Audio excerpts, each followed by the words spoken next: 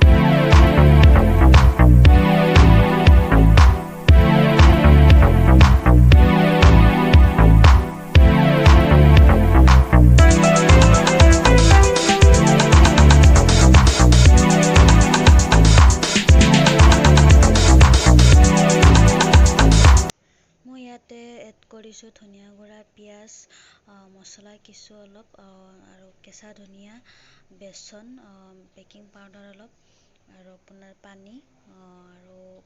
পানী অলপেই দিছোঁ, দি পেলাই ইয়াত তেলত ফ্ৰাই কৰিছোঁ।